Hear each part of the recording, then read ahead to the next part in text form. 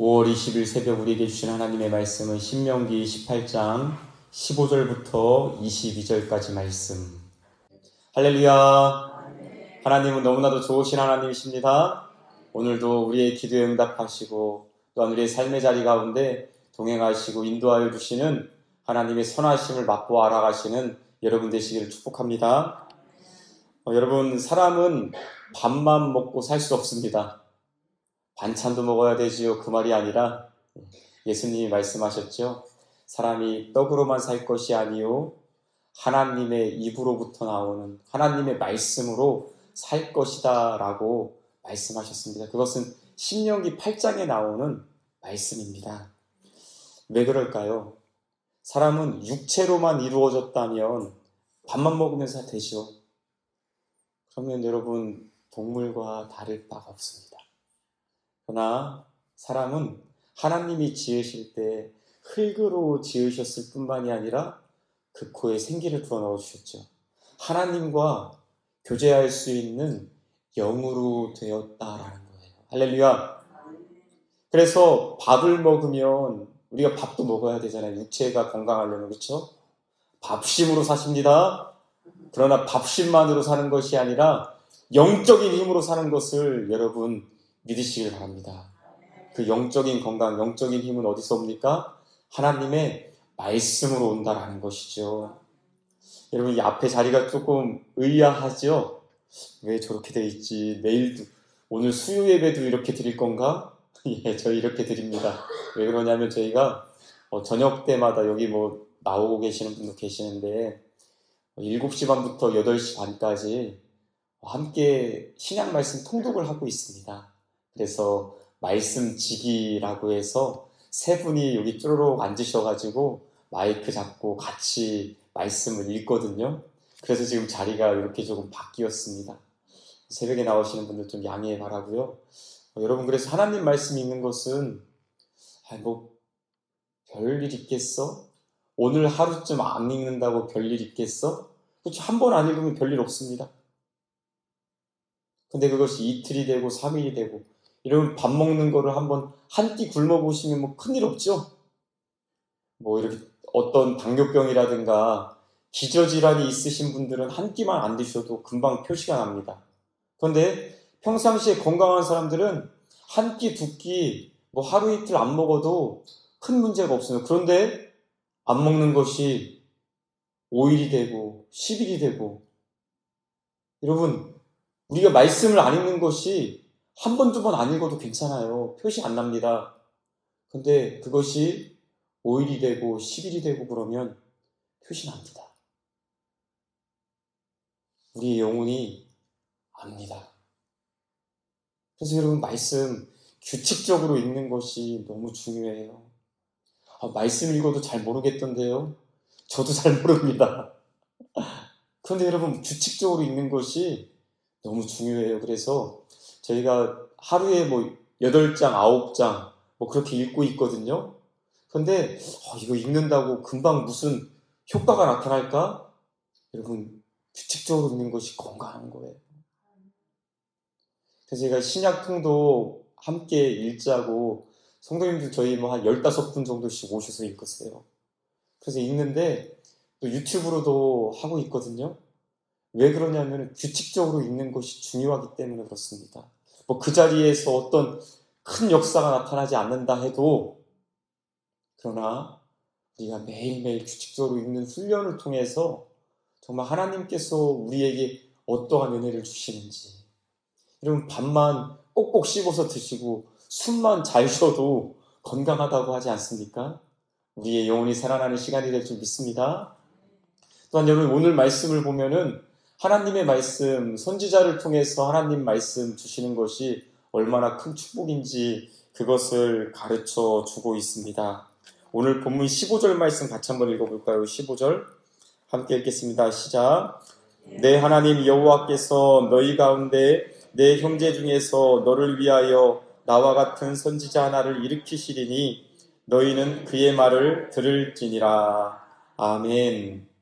선지자, 제사장, 왕, 구약시대에 하나님이 기름 부어주신 새 직분입니다.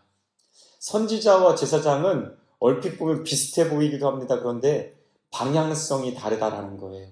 선지자는 하나님의 말씀을 백성에게 전하는 자입니다. 선포하는 자입니다. 하나님의 말씀을 백성에게. 제사장은 백성을 위해서 하나님께 제사를 지내는 방향성이 반대이죠. 하나님의 말씀을 전하고 백성을 위해서 하나님께 제사를 올려드리고, 이것이 바로 제사장과 선지자였는데, 오늘 본문 15절 말씀에 보면 이제 모세가, 시간이 지나면 모세도 사람이기 때문에 죽지 않습니까? 모세가 죽을 때가 다가왔을 때 하나님께서 모세를 통해서 이렇게 말씀하십니다. 너희 가운데 내 형제 중에서 너를 위하여 나와 같은, 모세와 같은 선지자를 하나 일으킬 거다라고 말씀하세요. 모세는 하나님의 말씀을 이스라엘 백성에게 전했습니다. 너희들 그렇게 하면 안 된다. 이것은 잘하는 것이다. 그렇게 하다간 하나님께 벌 받는다. 가나안 땅에 들어가지도 못한다. 하나님의 말씀을 전했잖아요. 그렇죠?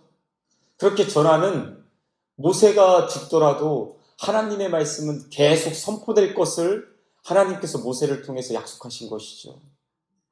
여러분, 그러면 하나님께서는 왜 이스라엘 백성에게, 하나님께서 오늘 저와 여러분들에게 말씀하실까요? 선지자를 통해서, 말씀의 사역자를 통해서 왜 하나님께서는 계속 말씀하실까요? 바로 우리를 사랑하기 때문에 그렇습니다. 여러분, 자녀를 사랑하기 때문에 자녀에게 계속 말하는 거잖아요. 사랑하지 않으면 말 안 하죠. 아니, 길에 지나가는 애들이 담배를 피든 뭐 싸움을 하든 사랑하지 않으면 그냥 보고서 에이, 현아 차고 지나갈 뿐이지요.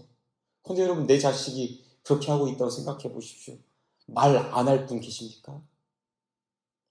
하나님께서 우리에게 계속해서 말씀하시는 이유는 우리를 계속해서 사랑하신다라고 하는 하나님의 마음이다라는 것이죠. 그래서 여러분, 우리 세대에게 하나님께서 말씀의 사역자를 통해서 말씀을 전해주십니다. 우리 다음 세대들에게도 하나님의 말씀을 잘 전해줄 수 있도록 이런 말씀의 사역자들을 위해서 기도하시기를 바랍니다. 하나님의 사랑이 무엇으로 나타나겠습니까? 여러분, 하나님의 사랑이 우리의 심령 가운데 무엇으로 전해지겠습니까? 말씀이 계속 들려질 수 있도록 주의 몸된 교회에 정말로 어른부터 장년부터 노년부터 우리 어린아이들에게까지 말씀이 계속해서 들려질 수 있도록 여러분 기도해 주시기를 간절히 소망합니다. 왜요? 그것이 바로 하나님이 사랑하시는 그 마음의 표현이기 때문에 그렇다는 것이죠. 말씀이 나의 심령 가운데 계속해서 들려지도록. 여러분, 비가 한꺼번에 막 폭우가 내리면 다 휩쓸려 나가잖아요. 그렇죠? 땅도 막 휩쓸려 나가잖아요. 그렇죠? 그런데 오늘 새벽처럼 이슬비가 쫙 내릴 때, 저 오늘 새벽에 오는데 되게 기분 좋더라고요. 이슬비가 쫙 내리면 땅이 그 비를 흡수해서 이제 뭐 모내기도 하고, 그렇죠? 이제 뭐 식물들이 막 싹 튀어야 될 이 시기에 하나님께서 하늘에서 이슬비를 내리는 것이 얼마나 감사합니까?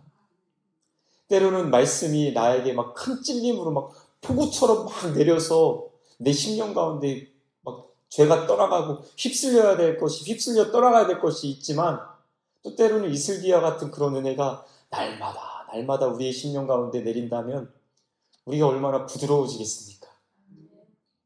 그래서 정말 이 시간에 기도하실 때 하나님, 저에게 이슬비 같은 그런 은혜를 계속해서 말씀을 통하여서 주시옵소서. 간절히 사모할 수 있는 저와 여러분 되시기를 주님의 이름으로 축복합니다. 말씀 사역자는, 선지자는 하나님이 주시는 축복의 통로입니다. 두 번째로, 선지자는 하나님의 말씀을 대언하는 대언자입니다. 우리 18절 말씀 같이 한번 읽어볼까요? 18절 시작. 내가 그들의 형제 중에서 너와 같은 선지자 하나를 그들을 위하여 일으키고 내 말을 그 입에 두리니 내가 그에게 명령하는 것을 그가 무리에게 다 말하리라. 아멘. 누구의 말을 그의 입에 둔다고 합니까? 내 말을, 하나님의 말씀을 그 입에 둔다라고 말씀하세요. 말씀 사역자는 하나님의 말씀을, 그 입에 두신 하나님의 말씀을 전하는 자여야 합니다. 그렇기 때문에 말씀 사역자에게는 특별한 권위가 있습니다. 여러분, 사극 같은 데 보면은 아무개는 어명을 받으라 그러면은 빳빳이 서서 말해보든지 말든지 그럽니까? 아니면 무릎을 탁 꿇습니까? 무릎을 탁 꿇지요. 왜요? 어명이니까요. 임금의 말이 그 입에, 전령은 사실 아마 직위로 따진다면 한참 낮은 자일 것입니다. 그런데 그에게 특별한 권위가 있잖아요. 누구의 말을 전하기 때문에? 임금의 말을 전하기 때문에. 말씀 사역자에게도 여러분 특별한 권위가 있습니다. 그것을 제가 여러분 강단 위에서나 막 소리치고 막 이렇게 하지, 길에서 가다가 성도님에게 소리치면 시험 들지 않겠습니까? 근데 여러분, 강단에서 선포된 말씀 들을 때에는 하나님의 말씀으로 들을 수 있기를 축복합니다. 제가 강단 위에서나 소리치지 집에서도 막 소리치고 그러면은 우리 아빠 왜 저래? 그렇죠? 그러나 강단 위에서 선포되는 말씀을 하나님의 말씀으로 듣는 것이 그게 축복이다라는 것이죠. 그래서 그 특별한 권위를 여러분들은 그 권위를 받으시고 받아들이시고, 하나님의 말씀이 거기에 있는 거구나, 말씀 사역자를 통해서 하나님의 말씀이 전해지는 것이구나 라고 깨닫고 특별한 권위로 그 말씀을, 여러분에게 주신 하나님의 말씀을 받으시고, 또한 말씀 사역자는 하나님의 말씀을 전하려고 애를 써야죠. 그렇죠? 그렇게 하다 보면은요, 때로는 인간적으로는요, 전하기 힘든 말씀도 있어요. 여러분, 저희가 민수기 같은 데 말씀도 봐서 알지만 잘못해서 맨날 하나님한테 혼나는 말씀이에요. 그리고 여러분, 선지서 같은 데 이렇게 가서 보면은 호세아니 아모스니 요엘이니 그런 데 가면 하나님 앞에 죄지어서 계속 멸망하는, 나라가 멸망하는 그런 말씀이에요. 그럼 그 말씀 인간적으로 전하고 싶겠습니까? 그냥 복 받을 거예요, 복 받을 거예요, 복 받을 거예요. 그 말씀만 인간적으로는 전하고 싶죠. 그러나 때로는 하나님 앞에서 우리의 영이 살기 위해서 말씀 사역자는 정말 눈을 질끈 감고라도 말씀을 전해야 될 때가 있다는 것이죠. 왜요? 하나님의 말씀을 전해야 되기 때문에. 우리 교회가 하나님의 말씀이 선포되고 하나님의 말씀으로 받아들일 수 있고, 그래서 영혼이 살찌는, 건강해지는 그런 교회가 되기를 간절히 소망합니다. 그러기 위해서 다 책임과 의무가 있다는 것이죠. 특별한 권위로 받으시고 또 하나님 말씀만 전할 수 있도록 정말 기도하면서 애쓰고 말씀 준비 잘하고, 그것이 정말 하나님의 말씀을 맡은 자로서, 하나님의 말씀을 듣는 자로서 오늘 하나님께서 우리에게 원하신다라는 것입니다. 그러한 저와 여러분 되시기를 주님의 이름으로 축복합니다. 또한 그러면 이것이 하나님의 말씀인지 아닌지 어떻게 알 수 있습니까? 그런 질문이 생기겠지요. 우리 22절 말씀 같이 한번 읽겠습니다. 22절 시작. 만일 선지자가 있어 여호와의 이름으로 말한 일에 이는 여호와께서 말씀하신 것이 아니요 그 선지자가 제 마음대로 한 말이니 너는 그를 두려워하지 말지니라. 아멘. 열매로 한다라고 하는 거예요. 그 말이 이루어지는지 안 이루어지는지, 증언도 없고 성취함도 없으면 그것은 하나님께서 주신 말씀이 아니다. 그러니 너 두려워하지 말아라 라고 말씀하시는 거죠. 여러분, 요새 유튜브를 켜면 검증도 되지 않는 말이 얼마나 많은지 모릅니다. 제가 왜 검증되지 않았냐라고 하는 것은 제 생각이랑 다르기 때문에 하는 말이 아니에요. 여러분, 유튜브에서 하는 말 듣고선 그것이 열매가 있는지 없는지 여러분 확인하세요? 확인할 방법이 없습니다. 그런데도 우리는 어떤 말씀 딱 들으면은 이게 진짜인가 보다. 왜요? 내 가려웠던 귀를 긁어주니까요. 사람이 내가 듣고 싶은 말 듣는 것이 사람의 심리예요. 근데 여러분 그거 참 위험한 거 아니겠습니까? 우리는 열매로 그 나무를 안다라고 예수님이 말씀하셨잖아요. 근데 그 결과가 어떤지 알 수도 없는 말이 지금은 너무나도 많이 말씀의 홍수 가운데 살고 있잖아요. 여러분 만약에 말씀을 전하는 제가 삶의 자리 가운데 열매를 맺지 못하면 제 말은 하나님의 말씀이 아니에요. 말로는 사랑하라고 하면서도 사랑하는 열매를 맺지 못하는 선지자라면, 말씀 사역자라면 그 말씀 여러분 들을 필요가 없다라는 거예요. 근데 여러분, 여러분의 영혼을 유튜브 말씀에 열매도 확인해 볼 수 없는 그 말씀에 여러분 영혼을 맡기겠습니까? 굉장히 조심해서 들으셔야 돼요. 또 알고리즘이라고 해서 내가 한번 듣잖아요? 그럼 계속 그런 유의 말씀만 유튜브에 계속 떠요. 그러니까 그게 진짜처럼 들리죠. 그러나 열매를 확인할 수가 없어요. 여러분 이 시대에 정말 어떤 것이 하나님의 말씀인지 분별하는 책임 누구에게 있습니까? 여러분 각자에게 있어요. 미혹하는 영이 있습니다. 이 시대 가운데는. 여러분 왜 대학 교수 막 정말 사회적으로 똑똑한 사람들이 왜 이단에 빠집니까? 미혹하는 영에게 붙잡히면 그렇게 된다는 것이죠. 미혹하는 영에 붙잡히지 않도록 분별 누가 해야 돼요? 여러분들이 하셔야 돼요. 또 여러분 듣다가 이거 좀 이상한데 그러면 저에게도 좀 알려주세요. 혼자만 듣지 마시고 혼자만 보지 마시고 저에게도 알려주시고 우리 구역장님에게도 좀 확인해서 이것이 정말 하나님의 말씀인지 증언도 없고 정말로 성취함도 없고 그런 말씀에 여러분들이 괜히 붙잡혀서 두려워하지 마시고 하나님이 말씀하시잖아요. 너는 그를 두려워하지 말지니라. 아, 걔가 짖나 보다 생각하고 여러분 그 말씀에 여러분 영혼을 맡기지 말고 두려워하지도 말라라고 하나님이 말씀하시죠. 오늘 여러분들이 여러 가지 말씀을 들을 때에 정말 이것이 하나님의 말씀인가 아닌가, 하나님의 뜻인가 아닌가 잘 분별할 수 있는 영적 지혜자가 되시기를 주님의 축복합니다. 성령의 은사 중에 보면 분별의 은사가 있습니다. 여러분 고린도전서 말씀을 고린도전서 12장 말씀을 잘 읽어보십시오. 분별의 은사가 있습니다. 방언, 통역, 능력 행함, 믿음의 은사, 병 고치는 은사, 분별의 은사, 지혜의 말씀의 은사, 지식의 말씀의 은사 9가지가 쭉 나와요. 분별하는 것도 하나님이 주시는 성령님이 주시는 은사입니다.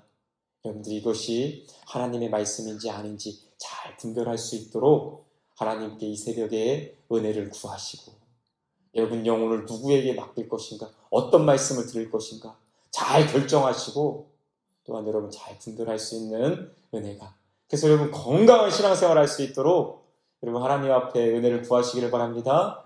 하나님의 말씀을 통해서 여러분 영혼이 살찌고 또 정말 말씀 사역자가 하나님의 축복의 통로인 것을 믿고 그 앞에 특별한 권위를 인정하고 또 말씀 전하는 자는 하나님 말씀 전할 수 있도록 잘 준비하고 이런 좋은 은혜가 우리 교회에 넘치도록 여러분의 삶의 자리 가운데 넘치시기를 주님으로 간절히 소망합니다. 기도하겠습니다. 하나님 아버지 감사합니다. 주의 말씀을 우리를 사랑하여서 하시는 하나님의 말씀을 듣게 하여 주시니 감사합니다. 주의 말씀이 선포될 때에 아멘 아멘 순종하며 믿음으로 나아갈 수 있도록 도와주시옵소서. 듣기만 하고 마는 것이 아니라 듣고 지켜 행할 때에 하나님의 축복이 있는 줄 믿사오니 하나님 아버지 우리 교회가 정말 말씀이 풍성한 또 우리 성도님들이 말씀으로 건강한 신앙생활을 할 수 있도록 하나님 은혜 더하여 주시옵소서. 정말로 열매를 알지도 못하는 아버지 하나님 이 세상 가운데 사람의 귀만 간질고 또 정말 호기심만 채워주는 그런 말씀을 따르는 것이 아니라 열매로 실제로 일어나는 열매로 증언으로 알 수 있는 하나님의 말씀을 우리가 잘 분별하여 들을 수 있도록 도와주시옵고 이 시대 가운데 진리의 영께서 정말 각 사람 심령마다 말씀하여 주셔서 진리의 말씀만 잘 붙잡을 수 있는 이 땅의 모든 그리스도인 될 수 있도록 하나님 은혜로 함께하여 주시옵소서. 감사드리며 예수님의 이름으로 기도드리옵나이다. 아멘.